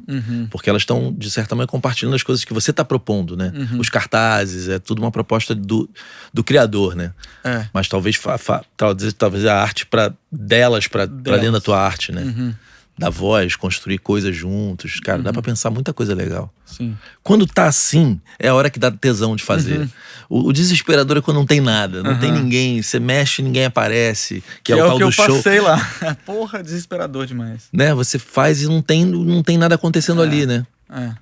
Agora é pensar, é fazer acontecer, né? Querido, me diz aqui, me escolhe uma carta pra mim. É um tarô? É um tarô. Não é nada, né? Só uma brincadeira. Você ainda tem coragem de errar? Porra, pra caralho. Muito. Tá disposto Na verdade, a errar, eu né? acho que dentro da carreira que eu quero trilhar, que eu me inspiro muito nos artistas que eu admiro, o erro, a vontade, o risco é muito necessário. Eu tô lendo a biografia da Marina Abramovic agora, e ela fala, cara, o artista que não erra é porque ele não se arriscou. Ele não é de fato um grande artista na visão dela. Esse clipe mais político... você correu um risco. Corri um risco. Eu já tive conversas com outras pessoas também do mercado falando, não se mete nisso não. Só que respondia a uma verdade minha. E aí eu quis botar pra jogo. Se a gente fosse pensar no que a gente falou muito na mentoria, como se política não é um atributo principal. Isso, né? não é. Ele é orbital. Você é um ser político. Você é um ser político, né? Não só a política de partidária, né? Tá ali. Tá ali, sim. Eu cheguei a escrever isso como um atributo secundário. Ele tá ali. É porque... E nunca usei, né? Depois de 3 anos que eu fui realmente trazer isso um pouco mais. Mas é o que você falou, no todos os clipes docs, eles têm essas nuances ali, né? É o que você falou, tá ali. Só não tô apontando nem dizendo que quem pensa diferente de mim é um idiota. Que eu acho que a polarização causou isso, né? E eu acho que esse tipo de discurso não penetra, né? Se a minha intenção é, de alguma forma, fazer política, não no sentido de eleição, mas de fazer política dentro da sociedade, com uma forma de cidadania, penetrar é melhor do que não penetrar, né? Totalmente. Do que encontrar uma barreira. A gente ter a nossa mensagem entrando e não convertidos, né? É muito mais legal. Porque você fala, pô, cara, eu fiz alguém que talvez pense assim, refletir sobre isso. Vai que lá na frente ela muda alguma coisa, né? O que você diria pra esse cara aqui? Deixa eu ver quem é o cara mais complexo aqui. Se pudesse voltar no maluco aqui que pegou o livro pra ler do Cazuza e não dar um conselho pra ele, que tu tá no início da carreira ainda, né? No meio da jornada. Você daria um conselho, pudesse voltar lá e falar assim, porra, Flavinho, deixa eu te contar, vim lá de 2026 pra te contar um negócio. Porra, eu não daria um conselho, porque senão ele ia pular etapas. Se eu virasse e falasse, velho, vai dar certo, vai logo pra música. Ele ia pular, entendeu? Ele ia pular uma etapa, ele não ia ter o teatro, ele não ia ter o cinema, que eu acho que hoje o artista que eu sou vem dessas 4 artes, ou de uma mistura de várias artes, porque eu gosto muito de fotografia, artes plásticas. Os meus singles, as capas, tem sempre referências. Então, assim, se eu virasse, o conselho que eu queria dar, tipo assim, velho, a pressa, você já vai se dar bem muito antes, se você tiver confiança. Eu não daria, porque eu acho que ele ia perder toda essa bagagem que me fez ser eu. O artista que eu quero ser, não é parecido com ninguém. Eu quero cada vez mais ser eu. Então, acho que eu agradeceria ele por ter pego esse livro aí aleatoriamente, que abriu a cabeça dele e falou, você não precisa seguir o que teus pais estão esperando de você, o que a sociedade está esperando. O que teu pai esperava de você? Cara, não é que... Meu pai nunca foi esse cara que você tem que ser isso e tal. Ele sempre se empolgou, mas assim, eu não tinha arte na minha vida familiar. Meu pai é médico, minha mãe é produtora, enfim. Não era produtora artística. Mas tua mãe, você consegue pensar assim, a expectativa que ela teria sobre você, assim? Eu acho que ela não tinha. Minha mãe é uma pessoa mais simples nesse sentido, sabe? Ela achou que eu ia seguir, sei lá, uma carreira de publicidade, ia ser feliz. Brasília tem muito concurso ou fazer público concurso também. público. Sempre teve uma pressãozinha dessa onda do concurso, mas eu nunca nem deixei chegar Talvez perto de fosse mim. isso aí, né? Sim. Então eu agradeceria por isso, porque desde que eu li esse livro eu botei muito firme que, cara, não, eu vou fazer o que eu senti, minha paixão, e vou dar um jeito de dar certo nisso aqui. Acho que eu não daria o conselho que eu teria essa ansiedade de dar. Pô, vai logo pra música, porque eu acho que ia dar errado. Cara, segundo semestre, tudo lotado. Fechou. É o que eu te desejo. Bom demais, vai ser isso. Obrigado, Clê. Beijo pro Fernando Litelli, Gustavo Litelli, pela Gratidão generosidade. eterna pra exatamente. vocês aí. Demais. E, cara, toda a sorte do mundo, conta Valeu. comigo. Obrigado, Eu Clê. tento sempre estar olhando a galera. Sim. E sempre que eu fico perturbando. Eu continuo aprendendo bastante contigo. Porra, obrigado, viu, meu irmão? E agradeço também. Boa volta Valeu pra pelo Brasília. espaço. Valeu, obrigado. E quando você vier fazer show no Rio, a gente podia fazer uma coisa legal que eu fiz convite aqui. Fazer um micro evento pra Superfã. Bora. A gente faz aqui, filma. Fechou. Eu fiz convite, fiz com o Diogo, que era de uma outra turma de mentoria também. Querendo fazer, a gente marca. Muito massa. Uma coisa que eu gosto muito é o final do show, falar com a galera, né? Que é pra trazer essa proximidade. Eu vi uma entrevista, não sei se foi aqui, da Ana Canhas, ela falando que às vezes gasta mais tempo lá fora. Ela falou isso aqui. Não foi aqui, não foi? Do que no palco. E, pô, é isso. E aí eu acho que pra trazer uma galera pra cá, então, é mais delícia ainda. A galera vai sentir. Aí você cria um critério de engajamento, de fidelidade, seja lá o que você decidir, e a gente faz aqui. Fechou. A gente levanta essa mesa, cabe cara, dá pra fazer pra umas 35, 40 pessoas. Ótimo. A gente bota a cadeirinha aqui. Intimista pra caramba, né? 40 cadeiras, ou então você alugar uns puffs, aí pode até ser mais legal. Fica mais gostoso. Almofadões, assim. E aqui é lindo, né? Então, a galera vai curtir. Massa. E aí, Pretinho, o que você achou do nosso papo? Coisa linda, esqueça tudo, pô. Não, na moral, hein? Curtiu? Eu quero ir no teu show. Quer ir no show? Ficou com vontade, né? É maneiro, cara. Pô, tinha que botar ele e a mulher dele com os cartazes lá. Você Se pegaria o perguntando. terceiro pra relaxar. Não, aí tá vendo? Tá me vendendo baratinho. R$2,50. Não, isso eu não quero não, entendeu? Isso quieto. Ó, minha audiência, pelo amor de Deus. Se o show do homem aparecer aí pra você, vá, meu filho. Vá, porque, ó, que show incrível. Eu gostei do finalzinho do cartaz. Aqui, ó. Chega assim só no cartaz, ó. E esqueça tudo. Não esqueça de compartilhar não, tá? Fui, que hoje dá tempo de pegar o metrô. Partiu!